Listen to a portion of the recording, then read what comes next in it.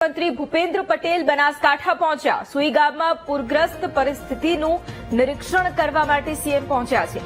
વરસાદથી પ્રભાવિત વિસ્તારની મુલાકાત લેવા માટે તેઓ પહોંચ્યા છે। મુખ્યમંત્રીએ હેલીપેડ પર જ લોકો સાથે મુલાકાત કરી છે। લોકોને પડતી મુશ્કેલીનો મુખ્યમંત્રીએ તાગ મેળવ્યો છે।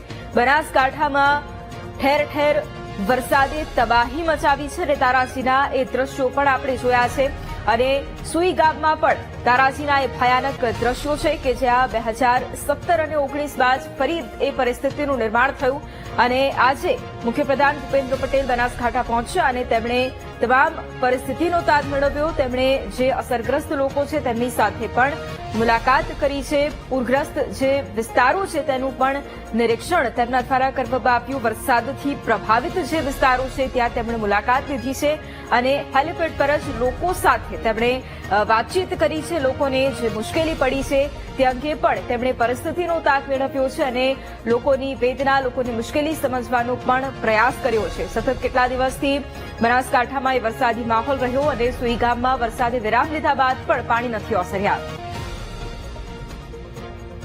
સરહદી વિસ્તાર સુઈ ગામમાં જે પૂર આવ્યું હતું તેના લીધે અનેક વિસ્તારોમાં લોકો છે તે અસરગ્રસ્ત બન્યા હતા। હજુ પણ આ વિસ્તારમાં છે તે પૂર જેવી પરિસ્થિતિ જોવા મળી રહી છે। સતત 5 દિવસથી જે વરસાદ પડ્યો હતો તેમાં હજુ પણ આજે 5મો દિવસ છે પરંતુ પાણી ઓસર્યા નથી। તમામ લોકો છે તે અત્યારે સુઈ ગામ સામૂહિક આરોગ્ય કેન્દ્ર ખાતે લાવવામાં આવે છે। આપ દ્રશ્યોમાં જોઈ શકો છો કે હજુ પણ અનેક પરિવારો છે તે અહીંયા ફસાયેલા બેઠા છે। પોતાના ઘર વખરી તમામ સામાન છે તે છોડી અને અહીંયા સુઈ ગામ આરોગ્ય કેન્દ્ર ખાતે વસવાટ કરી રહ્યા છે। આજે રાજ્યના મુખ્યમંત્રી ભૂપેન્દ્ર પટેલ પણ અત્યારે આ તમામ જે અસરગ્રસ્તો છે તેમની મુલાકાતે પહોંચ્યા છે। અત્યારે જે સામૂહિક આરોગ્ય કેન્દ્ર છે તેમાં જે પરિવારો જે અંદર વસવાટ કરી રહ્યા છે તેમની મુલાકાત લઈ રહ્યા છે। કેવા પ્રકારની પરિસ્થિતિ છે તેનો તાગ પણ અત્યારે રાજ્યના મુખ્યમંત્રી ભૂપેન્દ્ર પટેલ મેળવી રહ્યા છે।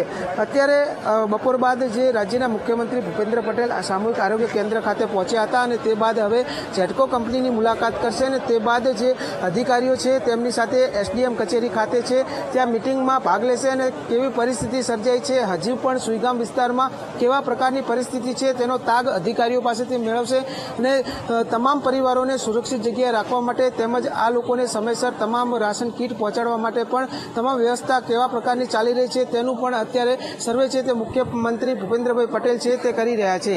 તેમની સાથે ધારાસભ્ય, મંત્રીઓ અને જે સ્ટાફ છે, વહીવટીતંત્ર છે તે પણ અત્યારે સુઈગામ આરોગ્ય કેન્દ્ર ખાતે પહોંચ્યો છે અને તમામ પરિસ્થિતિનો તાગ છે તે મુખ્યમંત્રી ભૂપેન્દ્ર પટેલ મેળવી રહ્યા છે। Rohit Thakor, VTV news, Banaskantha.